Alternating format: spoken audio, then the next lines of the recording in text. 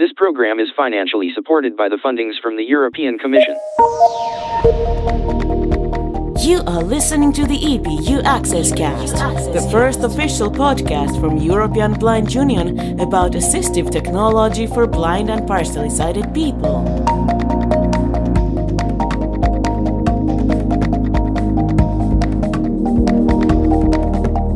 And here are the hosts. Welcome again to Ebu Access Cast, your monthly podcast of the European Blind Union about technology, about solutions that help blind and partially sighted people get along in the society. And especially now, this is of crucial importance. Technology really enhances our lives, but not only now, all the time around, all year long, we deal with technology. So let's deal with it for the next hour or so. It's me again, just like last month, Paweł from Poland here, and I'll be hosting this episode. And with me, I have today our full crew. So big applause to all of the guests and speakers in this podcast.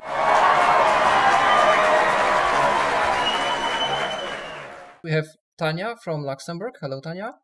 Hello, Paweł, and hello, listeners. Yep, and also from Luxembourg, we have Mario. Hello, Mario. Hey, guys. Yay, and Bart from Belgium. Hello everyone. Bart. Hi. Welcome back. So we hear each other again, and actually this episode is for me a special one because it's been a year since I joined the project, so I'm really happy I'm still here. We're very happy to have you.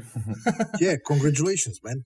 Thank you. You made it 1 year. And you survived with me. Yeah, that's yeah. So how has this month been? Anything new to report as far as gadgets or some amazing technology you've been playing with? Well, actually, since we are working remotely for some time, I was playing with lots of different kind of apps for the smartphones and watches, and so I found, let's say, one cool app for getting your battery alarm for your smartwatch. So, for example, when you're charging, you can be notified when the watch is full, so you can discharge. Oh, that's handy, because usually if you are just plugging your device into the charger, you can manually, check the battery status and then see if it's charged or not, but you don't get any kind of notification that it's charged. And I found similar app for the phone as well, so that's kind of cool. And all of them are free basically, which is cool. So it's kind of that, and I'm looking also on various alternatives for the mail clients for the moment, because I have to use Gmail for my Exchange account, but there are other solutions, at least for Android. Yeah, have you tried Fairmail by any chance, for example? For the phone? Yes, it's an Android. I didn't try it yet. I am currently playing with this Aquamail. Ah, yeah, I also used to use it. It's quite a nice app, actually. Yeah. So Fairmail, I didn't check. Is it good? Any? Yeah, it's open source actually. It's privacy focused, and you have a lot of features related to that, like PGP encryption. Mm-hmm. And you can even accept and deny calendar invitations if you're on Exchange. It actually supports Exchange. And there is a lot of accessibility. I guess a lot could be improved as well, but there was a blind programmer who was patching the accessibility in there at a certain point quite actively. And I would say it's quite a nicely accessible app for now, even with like talkback activities and everything. And you can move by headings to jump between different timestamps. Mm-hmm. So it's almost as convenient as Outlook on the Windows, I would say. Oh, okay. I should give a test as well. Okay. So, good recommendation, yeah. Yeah. Guys, anything from you? I'm actually gadgetless for this month, so... Yeah, no new gadgets. Okay. Not really gadgets, but we finally bought a new TV. We still had a CRT huge thing, and we have a new cupboard, and it didn't fit in anymore, so we had to buy a new TV set. of course, not very accessible.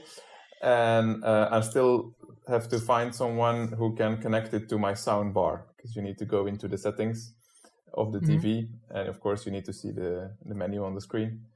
And so currently it's only playing music now, the sound bar, but the audio from the TV is horrible. So I would like to connect it, but I will have to. Problem is that it's a bit difficult these days to get someone over to do the settings. Such a thing. Oh yeah, sure. Mm. And did you consider any accessible models that would, for example, speak, or there were different priorities for this? Well, you mostly your TV is mostly a screen, and I hope that it lasts for several years, and so I don't think it has to be very smart. The smartness can be from other devices. So no, I did not really consider, and it had to fit in a cupboard, so the model was limited to a certain size, and most of these smart or bigger devices, so they were out of option. But I'm not a big television watcher, so it's just to have something to look at. Yeah.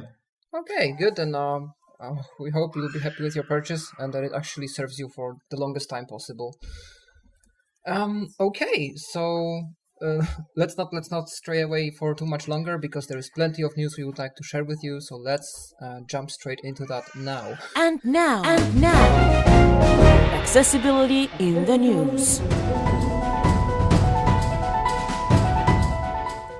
The first thing is a news from Chrome, and it's one of their release notes posts where they actually list all the accessibility improvements in the 81 release.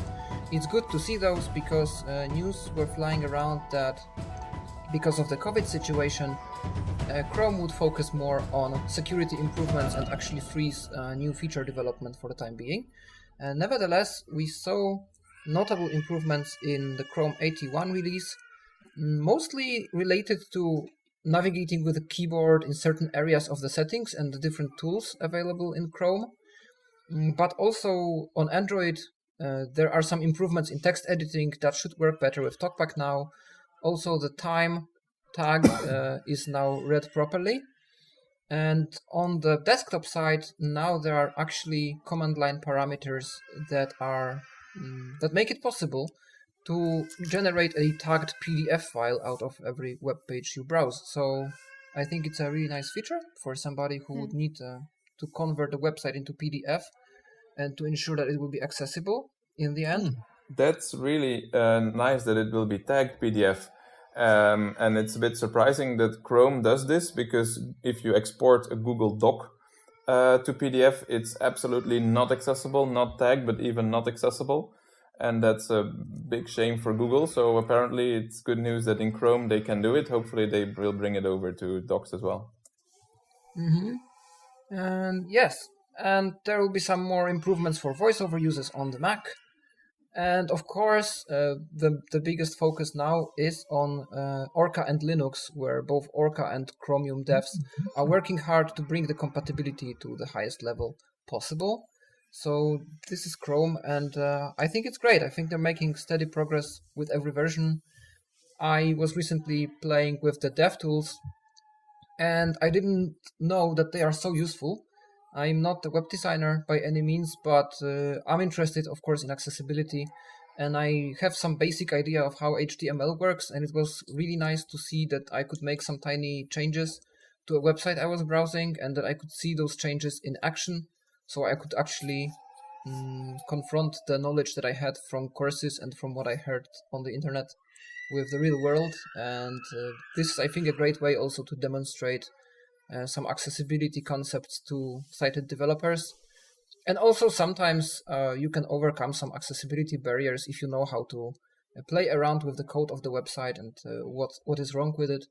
So then maybe you will be able to get around some barrier and make the website work for you. I, for example, had to dig out a link from the source code of a web page for an image that somebody embedded on the website. It was actually one company here that is usually a taxi company, but they started offering shopping deliveries, and they made a list of shops and cities where you can access this service. And the really weird thing they did was they put the table of contents, the table of these shops, in an image that was embedded on the website. And to make things even worse, this image had an alternative description saying table 1, and the other one had a description saying table 2. Oh man. Which even killed the ability of Chrome to OCR this picture for me. So what I actually had to do was get into the code, because I couldn't even save the image, and get the link for the image, open it in a new window, and use the NVDA OCR to get the list of the shops. So sometimes even some steps are taken to break the accessibility, of course unintentionally, but in a really bad way. And then the developer tools are really handy, so it's good that Chrome actually improves them from version to version. Sure, yeah. Yeah, so not only browser manufacturers are working hard to bring better products in these times, but also both currently leading Windows screen readers have had a new release out this month. We told you about NVDA 2020.1 a month ago, and you probably know about the changes there. But just to update you quickly, the version is already out, and you can download it from the Ebu Access website. Mm-hmm. Meanwhile, JAWS has also had its April update of the 2020 release with some changes. Like, for example, if you navigate through the mailboxes of Outlook and you're in a messages list, you will hear as you change the days. So if you go through the messages of today and you go into yesterday, this will be announced. Also, a new option is available for nested lists in edit boxes. For example, in Google Docs, if you insert a list and it has multiple nesting levels, there is an option you can turn on, because it's off by default, to announce to announce how deep you are in the list. And there are new commands for Braille displays, for the focus Braille displays, to control the speech rate of JAWS. There is a new troubleshooting window for remote access, and many, many more bug fixes and improvements. So check out the Freedom Scientific website for some more information. And yeah, it's good that we keep receiving regular updates for our screen readers. Yeah, absolutely. I have to say that, when all of this corona situation started, some things were unknown how the stuff will continue, including the development of our products that we are using. But it seems that, people are adjusting to the new situation and remote working as well. So we are receiving the updates as usual, I would say. Yeah, and this is really, really great, because at least, because we are sure that the assistive technology market doesn't really stop. We still have a lot of news to report, and there is progress happening, which is always welcome. Yeah. Speaking of the industry, this is May, and May, as we all know, is the month where the Global Accessibility Awareness Day falls. And as always, there are plenty of events around the day to raise the awareness within the society at large that we, people with disabilities, elderly people, and surprisingly a lot of the society, without realizing, have some special needs regarding access to technology. And those who make this technology should ensure that this access is in place for all of us.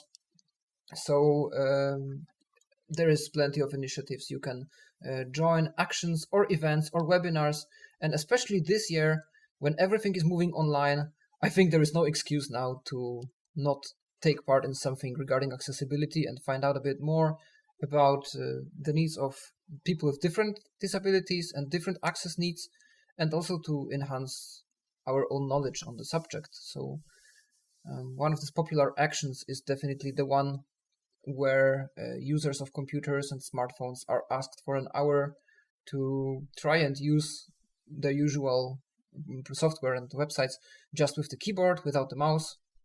This is a really interesting activity that can teach you a lot about what you can actually do if you didn't have a mouse.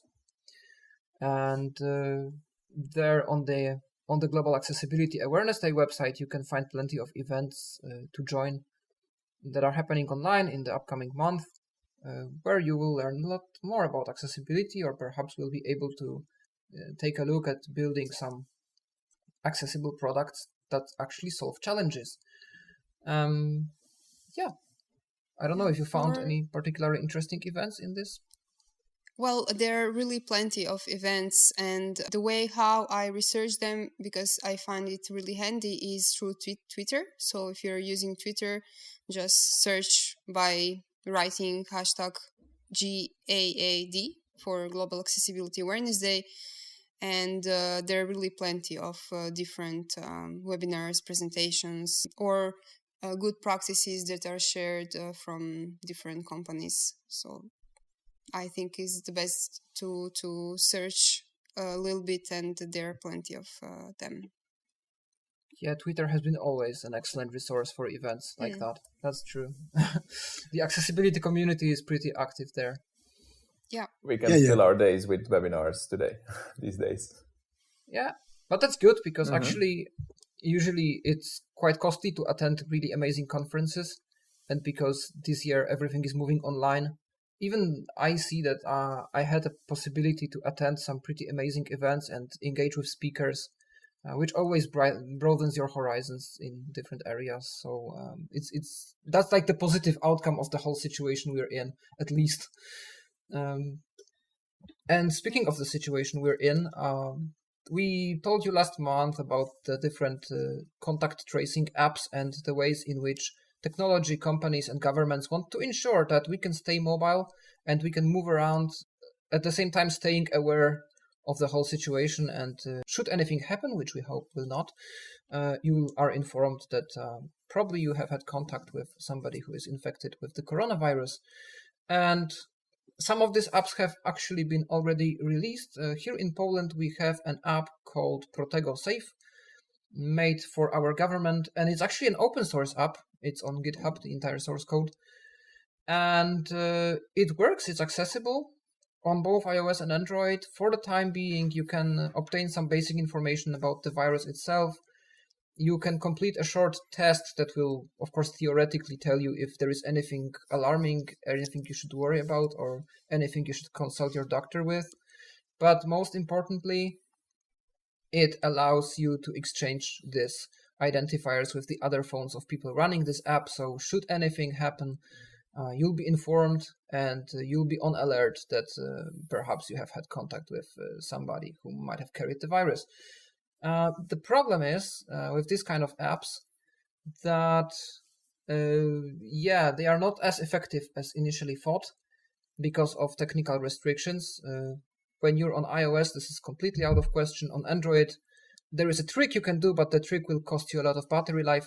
But the general rule is that these apps, as soon as you turn off the screen, they will go to sleep, so to say.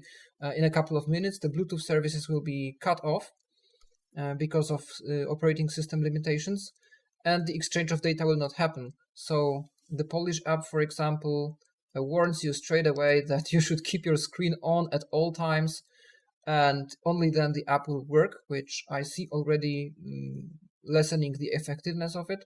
In the Czech Republic, the app is accessible as well, from what I heard, and the trick they did there is the one where on Android you actually place a foreground service. So there is a process running all the time to ensure that the Bluetooth services remain on, and there is an icon indicating that in the notification area. However, this comes at a cost in form of the battery life, so your battery is bound to run out much quicker than usual. So it's also not optimal. This is why the Google and Apple standard was devised, but not all governments want to actually involved in that for various reasons. We see now that the whole idea of these apps is quite problematic. I don't know how it's like in your countries, in Luxembourg, in Belgium. You don't have the apps ready yet, do you? In Luxembourg, for the moment, there is no active app that's been circulating. I know that there have been some announcements that the app will be made, though in the same time there was lots of talk about the privacy and so on and so forth, which is understandable. However, for the moment, there is nothing officially released by the government and by nobody else. So, yeah, it will be launched at a certain point, but we don't know when. I know that also for Croatia, the situation is kind of very similar. The Croatian government just announced a few days ago that they are developing the app with one IT company, and it's been in development for a few weeks. But we don't know when it will be released and whether it will be accessible. That's up to us users to test and see. I mean, speaking of the accessibility of those contact tracing apps, I just read on the Twitter like a few days ago that the users from the UK had like quite big problems with those apps because they seem to be inaccessible, which is sad to see that something like this, which should be helpful, and you should be actually having that now on your device. It seems that at least a few days ago people had the problems with those apps in the UK. I don't know whether something changed. Here in Belgium, we have the same situation, no app and not really a lot of talk about any app. So I've not seen any of those. I would assume there is not too much user interface in this app, so I'm a bit surprised that there is, even if there is only a few screens, they managed to make it inaccessible. I guess there is not too many settings you're supposed to do. You just have to have it and run it. So I'm surprised that even such a small app can be made inaccessible. We have in Belgium now, or in Flanders at least, since 1 week, human contact tracers. Fortunately, I don't have had any call from them, but apparently they are constructing the network around people who are who tested positively. They kind of have to remember with whom they had contact, and those persons will be called by humans as well. Seems like a lot of work, and of course, not as. What do you remember who you met 2 weeks ago? I don't think it's an easy question, especially if you are sick in bed and you are called on your phone to explain who you saw in the last 2 weeks. I don't think it's a very nice experience, but that's so no app for the moment. Yeah, and I suppose you wouldn't always want to tell the names of all of your friends for various reasons. You wouldn't like to register them or something if you have some reasons to, I don't know, hide that information. I mean, there is always a human factor involved, and people not always want to cooperate, so technology here makes the job for them. Of course, if you have an app, you can also decide not to run it at certain meetings or something. So but the thing with accessibility is that it depends on the strategy of a given government, but often these apps are not just one function apps. Often they offer a whole bundle of services related to Corona, so all of the information. Here we had a separate app for people in quarantine and a separate contact tracing app. And I know that, for example, the quarantine app, you were obliged to install it if you were tested positive and you were in quarantine. And then you had to take a selfie of your every now and again, for the police or the authorities to know that you're home and you're not moving out, so that they don't have to come regularly and check. But it was a separate app. It was not the same as the tracing one. So depending probably on the strategy, this is not the only feature of the app. But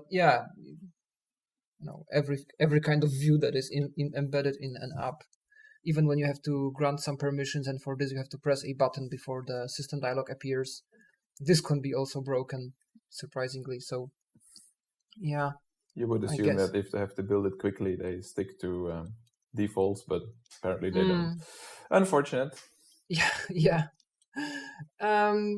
Anyway, speaking of the how to remain safe in the situation, we also spoke last month that there is actually no or not many instructions on mask usage, and this is especially troubling for blind people who have never had to apply such a mask before. Mm-hmm. And actually, there is already a set of instructions issued by DBSV in Germany, and they are explaining there how to use the multi-usage masks, so the one not the disposable ones, but the more fixed ones. And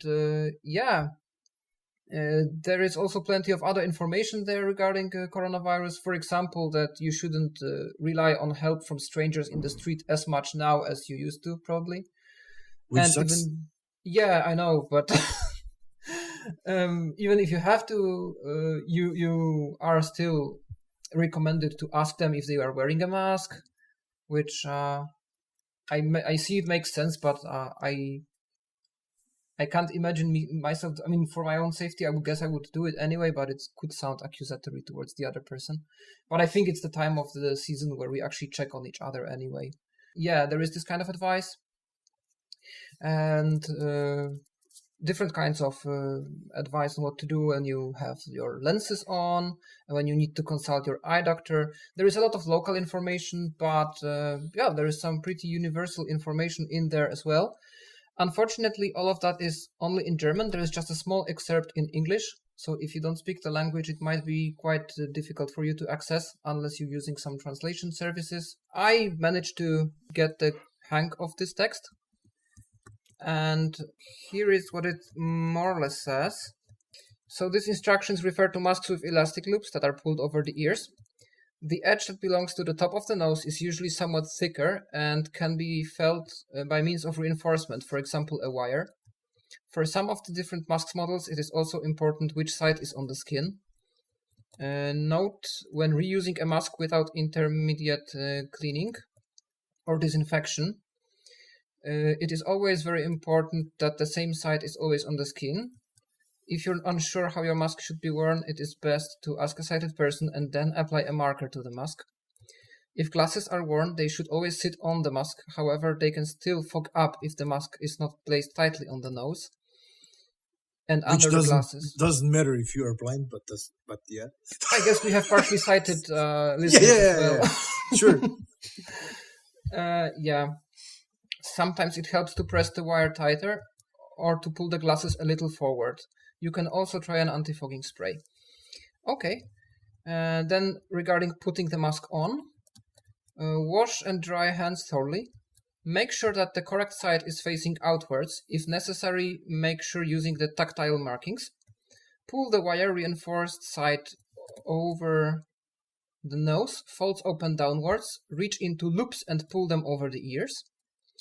Tighten the wire with light pressure just below the root of the nose. Check lower side and pull down over the chin if necessary. Additionally, a cellulose handkerchief can be inserted, which can be easily disposed of after use. And then when taking off the mask, if possible, wash and dry hands. Touch the mask only by the loops, grasp the loops behind the ears with your fingers and pull them outwards away from your face. Now move the hands away from your face. Then fold your hands together. The inside of the mask comes on top of each other. The outside stays outside. Avoid putting one's hands in one's face. If reused without intermediate cleaning disinfection, place masks between hands, slide fingers under loops and open arms. Point fingers towards the respective ear and slide the loop over it. Do not remove and then replace the mask more often than necessary during the use, as the pathogens can get from outside to inside and from inside to outside as well. So that's also important to remember. And wash and dry hands after removing the mask. Then there are also instructions for cleaning the mask. It is also important to remember that not all information of the internet is safe to follow, especially about the devices you should use to clean the mask or to wash them. The temperatures, it's better to check it twice before you do that. And if you're unsure how to do this properly, use the disposable masks. I have to say that basically from my own experience, since the last time we spoke in the podcast, what I found out is that when you are wearing the mask, whatever, is it disposable mask or the one that you can wash and reuse again? All of them have uh, basically one thing which is in common, and that's one kind of line on the outside of the masks that's positioned where your nose should be. So when you find that kind of line on the mask, that's the indicator that this part should go on the outside of your face. Mm-hmm. Yeah, and I think there are also quite popular materials, not just masks for covering the face. There are also this harder materials with an actual glass inside, with like with a foil inside them. Yeah. But can you breathe? Somehow you can, yes, but it's, I think, more comfortable for people in glasses, and in general, it's some partially sighted people especially found them much better than regular masks. Oh. So these are quite popular as well. Yeah, I have to say that I purchased the cotton one that you can wash on 100 degrees, and I find them practical because, with these disposable masks, they are not always available, or there were periods when they were not available. So I'm at least now sure that I will have my masks ready whenever I will need them, and I just wash them on 100 degrees or iron them to disinfect them. Mm-hmm. Yeah, that's good that there is plenty of choice for this kind of materials, especially now that they are so important to have in public. Yeah, so now that we've read a lot of instructions, let's go into something more leisurely and read some books. And now there is a rising trend of solutions that allow us to read using smart devices such as loudspeakers and, of course, smartphones. We used that before, and computers, but what seems to be quite obvious but hasn't been tackled yet quite thoroughly are solutions for listening to books on smart speakers such as Amazon Echo or Google Home speakers. And there are some solutions to tackle that. Not very well spread yet, but they are rising in popularity slowly, and they're making their way to promote themselves in the market.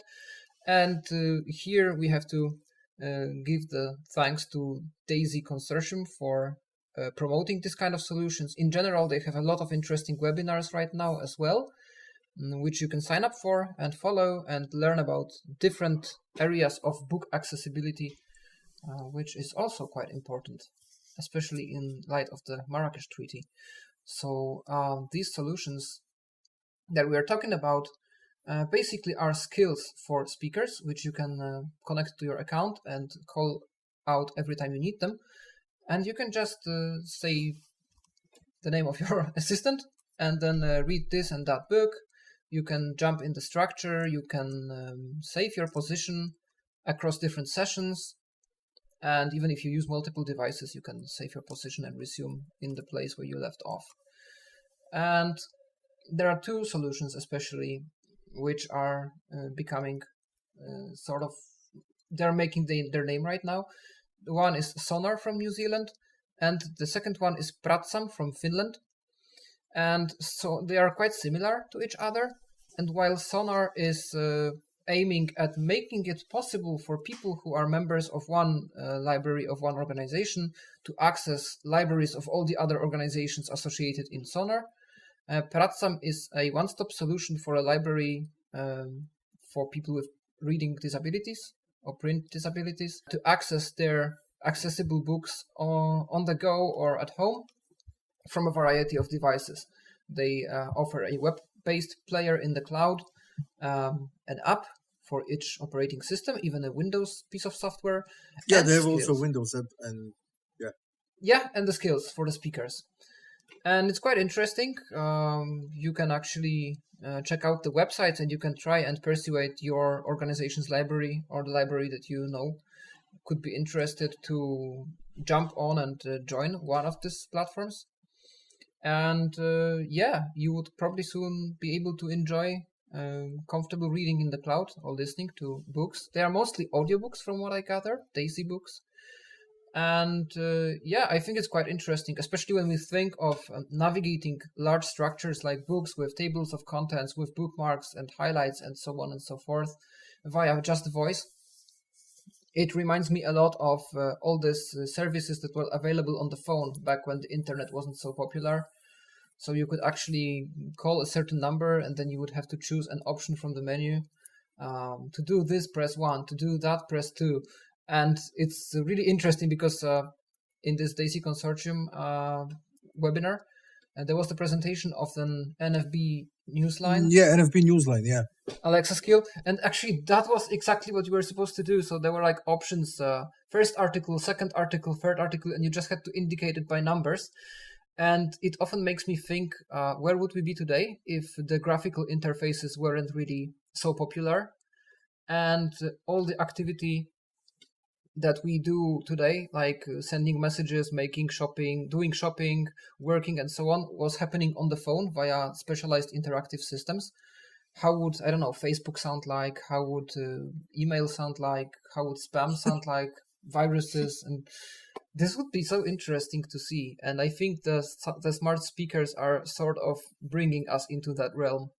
Yeah, I mean, the whole thing with the possibility of smart speaker reading some kind of book to the listener it was kind of logical to me that at certain point it will arrive to the smart speaker, because it doesn't matter whether you can see or even if you don't have any kind of impairments, but you're still using the smart speaker in your house, you're listening to the stuff. So the audiobooks in whatever kind of format, whether it's DAISY or reading a book from the Audible or LibriVox service, it's really cool to see that now we are able to deploy multiple skills for whatever we are using and say to the speaker that it reads out something. And what I found also cool is that if you are reading something before you go to sleep, certain skills allow you also to set up your sleep timer, so the book will stop reading at certain points and you can fall off to sleep. You will not wake up next day and the book will still will be going. So that's also cool. Or the third book on the list. Yeah, let's say that all of these skills for the moment are using the online content. So I think everything what was being shown so far, except the Pratsam unit, is not able to read anything locally. So if you want to read some, let's say, DAISY content or whatever on your speaker from your, let's say, local device, you cannot do that or from your phone, unless you do the casting. You can probably just pair. Yeah, if you just device, do a Bluetooth pairing. This is different. Yeah. Mm-hmm. But it's definitely cool.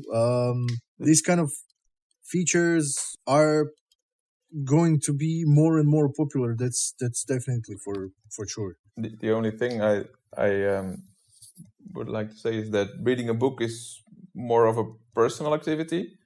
If you are not alone in the room, I don't think it's very comfortable to have it on your speaker. Whereas if you're reading on an app on your smartphone, you could plug in headphones or something.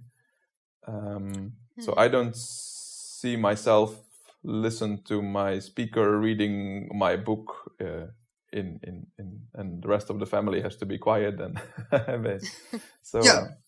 I think I would still prefer apps, but that's personal.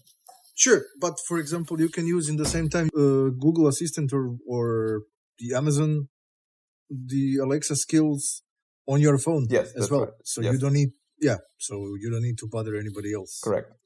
It's actually nice because the great adaptability of devices helps here a lot, because both Alexa and Google Assistant are neatly integrated into a lot of really different kinds of equipment that we don't even know exists, from actual headphones through household devices to things that look like walkie-talkie, and you just use the push-to-talk button to talk to Alexa, for example. I heard of such a device. And then all of these strange devices, if you like this design, you can get that. If you like that design, you can get that. And then you use the same layer of commands and the same cloud services to operate your favorite libraries stuff.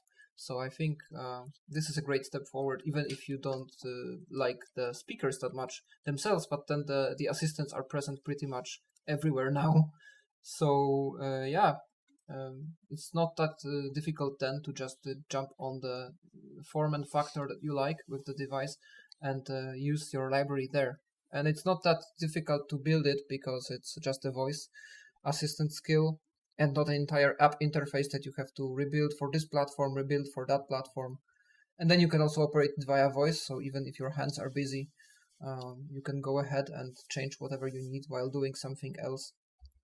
So if you like your news and your books on the go or while doing sports or while cooking, this is right there.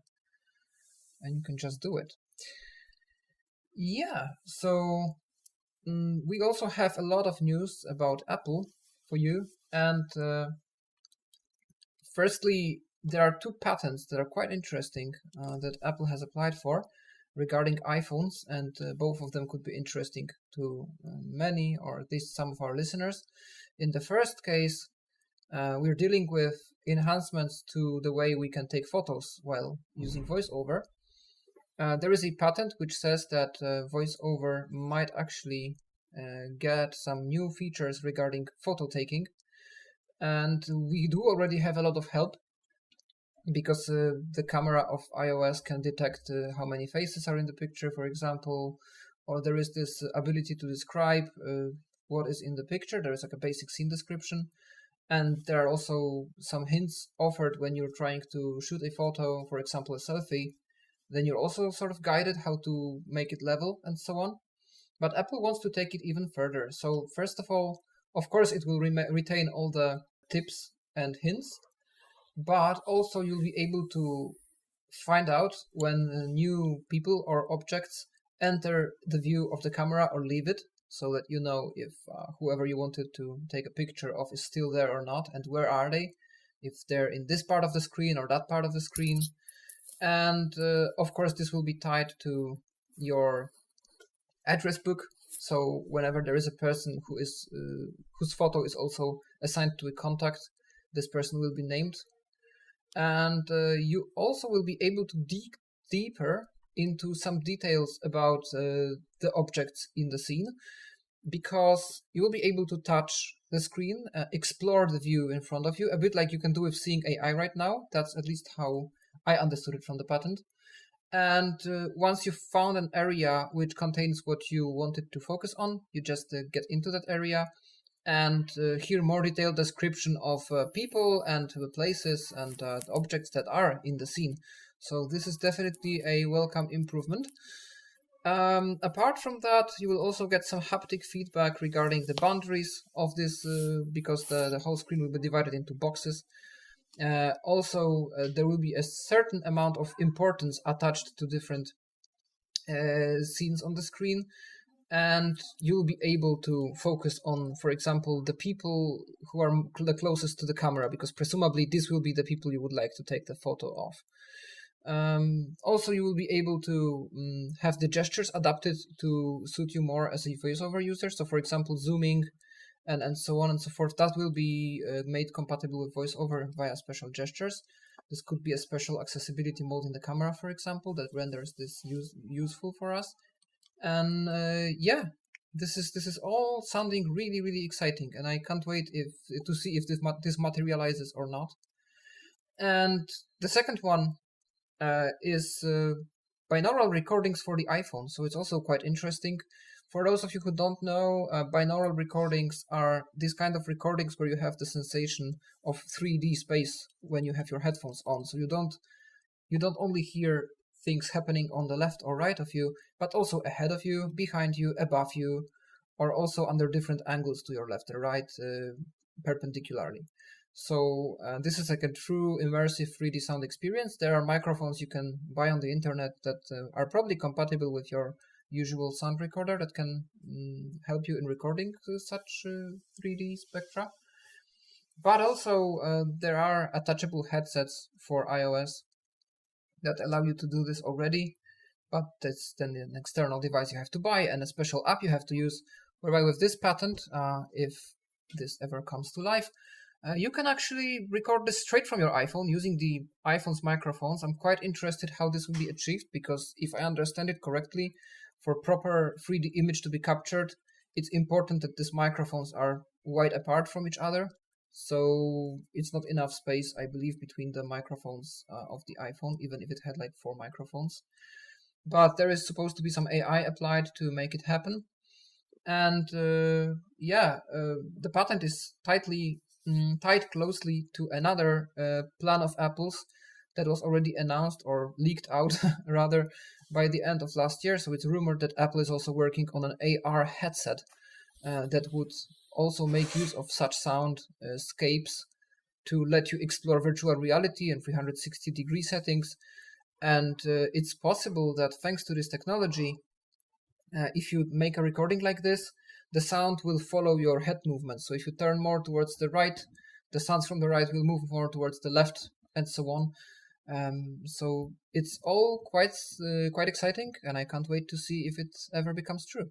Yeah, that was kind of my follow-up question regarding this audio recording, is that, for example, okay, I understood the first part, like the mics on the phone are supposed to catch up what's going on and do the separation, etc., etc. But let's say that you have your phone, whatever, in the pocket of your pants or in your backpack, and you want to record something. It's much better to do that if you have like some kind of headset on your head, and then when you are moving and recording something, then the recording will be played back to you after that, as well as you were recording it. So yeah, you will have to see how effective the AI we will be have in to that. yeah, we will have to see how it works. I mean, right now I really like the concept of binaural recordings, but for instance, I just looked at a few devices available which you can purchase for the moment, and the famous Sennheiser Ambio, or Ambio, however is it called, is no longer available, so you cannot purchase it. Probably they are working on something new, but for the moment it's unavailable. And the other thing which I found is this device from Hookverse Audio, which is a little bit. It's not so good as the Ambio, I have to say. When I was listening to the various reviews, I could hear that the Hookverse was working a little bit worse than Ambio. However, it was doing the binaural thing. But what I found out is that they are planning to release a new device soon, which will have many new features, including support for Bluetooth 5 and the audio enhancements with the Bluetooth codecs. So I'm assuming that the recording will be also much more improved, because I know that the old Hookverse Audio was recording on the 96K, which is okay, but it isn't perfect for the like true audio representation when you're recording. So and on Android we're lucky enough because we can actually connect an adapter or an external sound card, and you can connect whatever binaural mics you like and record with that. Yeah, so that's the advantage here. But I'm also quite excited because having a 3D recorder in your pocket, and that would be definitely something with no additional accessories required. That would be definitely great. And then also the photo enhancements. I don't know how soon we'll see them, if ever. But I'm quite interested to see if there will be like dedicated photography courses for blind people based on these features. And that would be quite interesting. Yeah, in 5 years we will have the exhibits from blind photographers. There are some attempts already, because the blind photography is a thing apparently. I already saw some traces of that on the internet, but I honestly haven't explored the subject very much, so I don't know how reliable that is or for what occasions you can actually have it reliable. Yeah, it would be really great if this was also accessible to us. Yeah, and that's not everything that Apple is working on at the moment. As we said before, May is the month of the Global Accessibility Awareness Day, and Apple has decided to also celebrate the Global Accessibility Awareness Month, whereby a couple of nice things await the users of Apple devices and services for those who are disabled. And for example, there is a new website launched, a new accessibility website. Yeah, it's the support accessibility website for the accessibility. Mm-hmm. And yeah, I just went briefly through the website, but it seems very well organized. You can search whatever information you want for various kind of impairments, disabilities, whatever, and you will find all the information. So yeah. Mm-hmm. And besides that, the Apple Support app should receive the ability to contact Apple Accessibility Department representative via chat and call. I'm not sure if this will be video call or just the regular phone call that you can already do. But it's good that they make it more prominent. And also, apparently, Apple is working with teachers who would like to perform distant learning with disabled students to train them how to use the various accessibility features of the Apple ecosystem. Do you know by any chance if this chat or video call or call with the accessibility department will be available also in Europe? I'm not sure. I think it could be available globally just in English. Yeah. So that's, I think, it for now, because I don't think Apple has internationalized the accessibility department yet. You still, if you need anything specific, you need to call them on the regular phone number and talk it to them in English. Anyway, yeah, there's also going to be an updated collection of accessible apps on the App Store, which is also good because then more people will see that accessibility matters and what it actually is about. And yeah, hopefully the Apple accessibility will also be available in other languages as well. I think it's a nice response to the Be My Eyes dedicated help where you can already call Microsoft and Google. It's just available for for Apple users. And the last Apple news for today are the improvements, which are, it's not really like from ground up accessibility, but already the next wave of improvements that has been going on. But now we are hearing from a product manager for Logic Pro X that Apple is steadily working to improve the accessibility of the Logic Pro X music creation tool from Apple. And the improvements sound quite amazing, at least for those who are musicians and know how important this is. And they're planning more, so it's good to know that Apple is committed to improving the accessibility of music creation tools, because it's quite obvious that there are many blind musicians, and it's quite obvious that the tools, especially the popular and market-leading tools in this area, should be accessible. Yeah, for those of you who don't know, the Logic software is kind of alternative to the much more expensive Pro Tools. So people who don't want to use or don't have enough resources to use the Pro Tools are using Logic.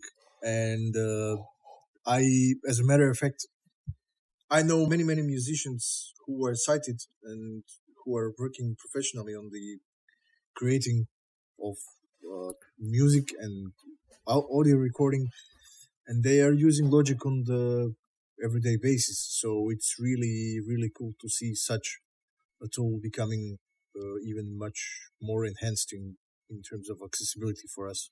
I'm always happy to see that. It's really great that many more companies and many more pieces of software are becoming accessible, and that there are people working for these companies who come forth and let us know about this, and they let us know that they want to be in touch and collect our feedback. So yay to Apple once again. Before we go away completely from the big tech giants, we also would like to let you know that both Google and Apple are planning their regular conferences, their regular shows. Yeah. Google, is it called Google I/O as well? The one on the 3rd of June? Is it 3rd of June? On the 3rd of June, there is a new event which basically will focus on Android 11 beta. Mm-hmm. So however, sorry? It's just the Android. It's not like the entire Google. No, Google it's not. I/O It's not. was about No, it's not an internal thing for the I/O. Though there were some announcements that the I/O events should be starting soon. But this one is strictly related to the Android. Though it's possible that we could see also the launch of the Pixel 4a device on that day, but it's not clear yet. It might be that the Pixel 4a could be launched a few days earlier. But one of the reasons why this Android 11 beta event is important for our community is because one of the things which they mentioned in the video teaser for the event was the accessibility of the Android 11. So I have to say that personally, being the Android user, I am really curious to see whether they will publicly announce the integration of all this information which we previously published on the podcast regarding the new features for developers. So I'm really curious to see whether they will say something in June, and are we already getting this kind of new features in the new releases of the Android Accessibility Suite, etc. Because then we can see whether we want to, purchase new devices which are Android 11 compatible and so on. Mm-hmm. Yeah. And so that's about the Google. And for now that we know, we also know that Apple has their WWDC conference. Yes, 22nd of June it is. 22nd of June, yeah. So many news on the mobile front will also arrive in June. So keep an eye. Definitely. And we'll be sure to report on it as well as soon as we know anything interesting from them.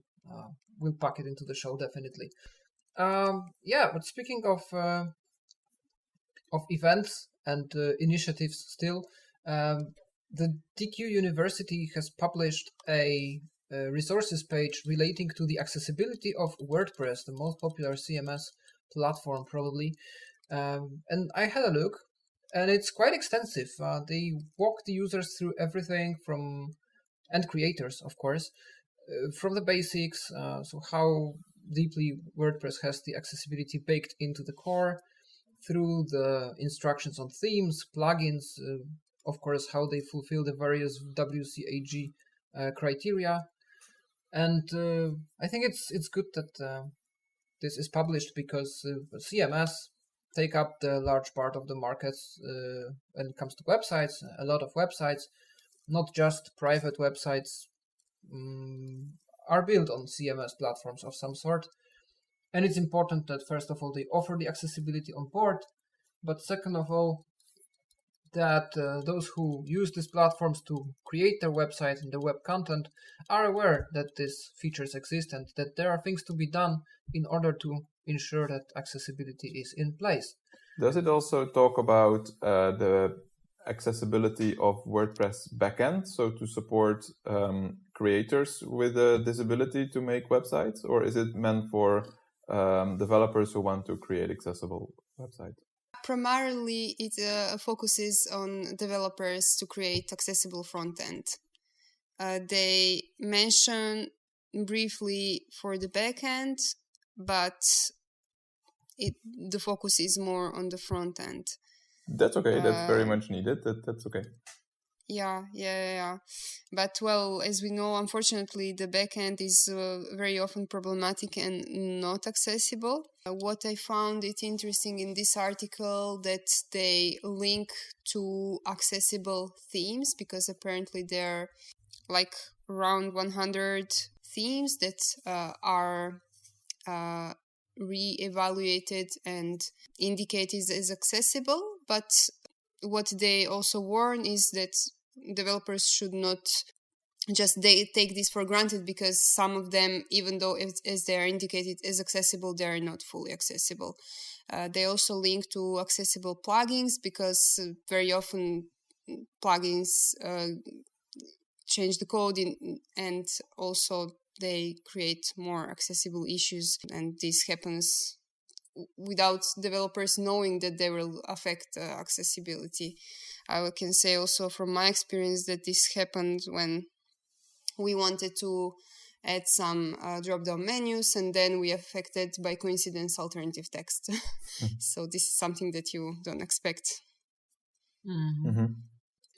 All right, and last but not least, two pieces of information for those of you who are into speech technologies, and I think most of us are, but then we mostly use it, but hardly ever. Yeah. Oh yes. But then we hardly ever build it. We mostly use it. And now there is a chance that we all can help in building open source free technologies that are related to speech, so both speech to text and text to speech, for quite a lot of languages and for quite a lot of different voice types. There is a project running by Mozilla called Mozilla Common Voice, where each person who would like to participate can register and help in various ways. So how it works basically is that there is a database of texts for each language that exists, including some quite rare languages and dialects. And if you are a speaker of one of those, you can either help by providing new texts for the database, recording the already existing texts with your voice, or evaluating the already uploaded recordings to assess if they belong in the database or not, because they are recorded in a bad way or there is something wrong with them. And there are languages that already have a lot of this data uploaded, or there are languages that need a little bit more help. You can have a look on the website which ones are those in need of a lot of material. And this voice data collected from the crowd of people who decide to participate can help in creating maybe a speech synthesizer, maybe some voice assistant for Mozilla, or basically open source technology that can be used in any project that requires voice technologies. And the best information is that the entire process, all the stages are perfectly accessible. So even if you have a disability and different access needs, you can participate and you can help science and society. And maybe thanks to your help, there will be a support for speech technologies in your language, which so far has been not that well represented. I don't know if you have any thoughts on that. Have you maybe tried it, or are you planning to get involved? Actually, I just went briefly through the site, but I was using Google Chrome as my browser because it's been currently set as a default browser, and I have to say that by doing a quick skim through the website, I found it quite confusing. So I don't know whether you have to use Firefox in order to get a better experience. That's possible, yeah. But I would have to check more deeper into the thing what needs to be done. But I really like the concept of having the open source solutions, especially for creating a new kind of personalized TTS solutions. If we have good recordings that we can make for particular languages, sure, why not? I'd like to see these kind of things implemented. Yeah, I also quite like this kind of open source initiatives, and especially that they are now building on top of real human voices. So it's no longer concatenated speech that is generated by computer software. I mean, to some extent it of course is, but not as much anymore, because you're actually working with samples and phonemes of human voices. Yeah. And not sinusoids generated by computers. So that's great. I was also quite interested in the project called RH Voice. And those of you who were interested in the Russian language or are native speakers of Russian language know that there is this speech synthesizer which was by default in Russian. And it's also open source, but, well, you can actually help in creating your own voice for it in your language.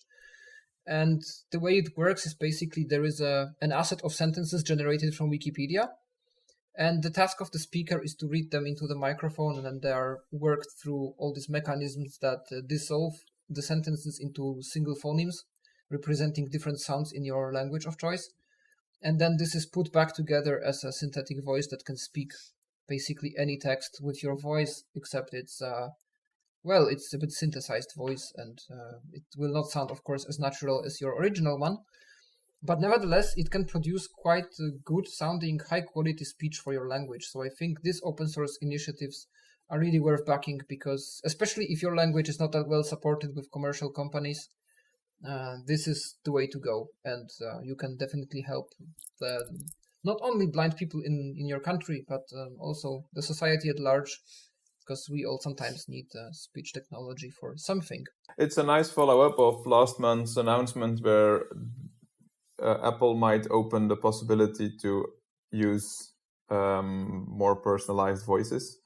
So now we have also a way to create them. That's interesting.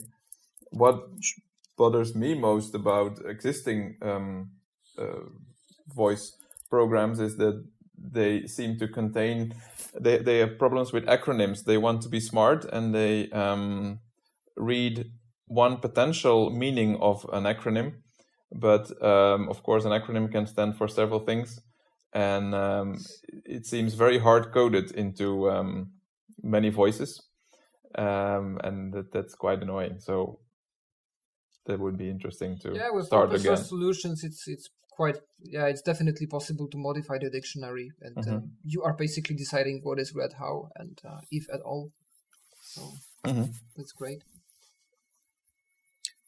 Yeah, I just wanted to go back to your RH voice review, short, because I also remember that since there was also the NVDA add-on for that, and I remember there were few really very well nice, very good voices, which to me sounded like very similar to the also very good Umbrella databases, for those of you who remember. Yeah. So yeah, I mean, this is the proof that, if you put enough effort into properly doing basically the database from the whatever is it using, like is it Diphone database or the database of this, long segments of the text which are being read, read properly and recorded properly. It doesn't matter whether the end product is open source or not. It still can sound quite good, I have to say. And for the languages that are not being so popular, this could be absolutely the way to go. Yeah, and the advantage, another one of it being open source, is that you can easily adapt it to any kind of system that you need. And this is especially important when we think of the European Accessibility Act and the fact that all the devices supplied by public procurers and public companies that offer any kind of public service should be accessible. So when you think of all of the member states of the EU, especially the ones where you deal with minority languages or not so well-known languages, you actually have to, by law, equip your device with probably speech synthesizer, because it will be cheaper than Braille, and then not everyone is a Braille user. But there are sometimes no synthesizers to cover for it. And I think this kind of open source solution would be perfect, because then you can just, whether it's Linux-based or Windows-based or Android-based, you'll be able to run it. So that's definitely... Yeah, and speaking of the languages which so far haven't received much attention from the commercial companies, but slowly are, there is a great news for our Slovene listeners, because now there is a Slovene synthesizer from Vocalizer. I just saw the new NVDA add-ons, and it's called Tina, and it sounds quite nice, at least from the voice of the speaker, but it has to be seen still if there are any mistakes in pronunciation or errors. I, of course, can't check that, but if anyone from Slovenia is listening to us and you already have checked it out anywhere, feel free to let us know if it's the voice you've been waiting for, or there are still some improvements needed. Is this just released for NVDA, or it should be also available from the Code Factory? I think for now it's I heard about it being on the NVDA add-on from Code Factory. I haven't seen any Android update of Vocalizer yet. Yeah, me too. That's why I'm asking. Where I have. Yeah. Yeah. And we'll have to see for the SAPI voices and for JAWS as well. Okay, that is everything for this month. Keep us informed if you find anything that we should mention in the next month or any month after. Because as you see, despite this being a general economical slowdown, we still receive a lot of news that we can report back to you. So stay with us and keep us informed. Also, let us know what if you have any thoughts about what we have presented to you in this episode, and stay with us in touch, always via our email or Twitter. And take care until the next episode. Bye. Bye.